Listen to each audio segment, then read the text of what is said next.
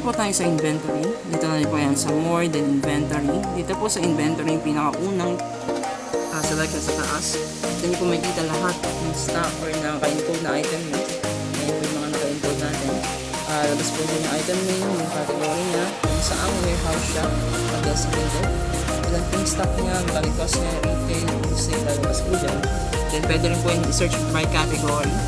Ayan, para mas madali siyang makita. Si-search lang natin. Ayan, para mas madali siyang ma-filter.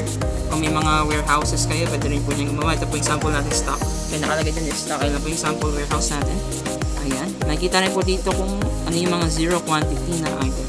Since wala naman, walang lalabas na zero quantity. Ayan. Then, dito tayo sa purchase. Ito naman po, bago tayo mag-purchase ng item, mahalaga na meron tayong supplier. Meron tayong sample dito na supplier 1. Ito lang po yung pag-add niya. Click lang po yung add button. Fill up po natin itong details, supplier 1, address niya, number, sino yung contact niya doon, then check lang. Basta ma-check na lalabas na po yan dito sa supplier. Then, pag magpe-purchase tayo, sample this one drinks, click lang po yan. Then, purchase quantity, kunyari 100 ang binili natin. Then, dito kung meron kayong SI, sales invoice, pwede nyo ilagay dito para once na mag-track kayo ng mga records nyo, pwede nyo lang siya i-search mamaya para makita nyo sa operation record. So, for example lang, since wala naman, generate po nyo na yun. Ito na magiging reference na, generate purchase order. Ito yung total amount na gagastusin nyo, save purchase. Kaya pag once na item save na, magbabago na rin po yung stock. Yung 158 na siya. Then, pag magre-return naman kayo, same thing, select nyo lang. Ito yung mga sales invoice kanina na kanyari. Kanyari, bumili yung binili natin na 100 pieces. Magre-return tayo, double click natin. Dito sa return item, quantity. Kaya natin, ibabalik natin siya lahat. Then, remarks, go back order.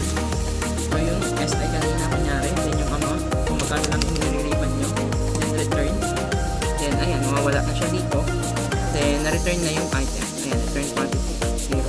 Pupunta po siya dito sa operation record. Kung nakita nyo kanina may purchase order tayo. Ayan. Ayan yung date. 8/28/12/28. Purchase order. Then, nag-return tayo. Ito yung back order. Dito po siya nakikita. Bali lahat pa yung may record dito. Ayan. Pwede rin po siyang i-print. Search siya. Kung sino yung nag-return, anong dates, saan supplier nag-return, yung SI niya, saka yung remarks niya, ba't siya nag-return. Sa warehouses, so may mga additional warehouse po kayo, dito rin yung pwede siyang gawa. Dito nagkaroon itong add dito. Ayan yung mga lalabas po yung mga available na warehouse mo. Then, pwede rin po kayo mag-transfer from one warehouse to another warehouse. Dito po yan. Ayan po yung pinaka-inventory function namin. Inventory editor din po kami dito. For example, na mali ng encode, yung encoder, click lang po natin yung item na mali. Then, for example, dito stock is 58, but ang stock niya pala is 60. Edit lang natin yan.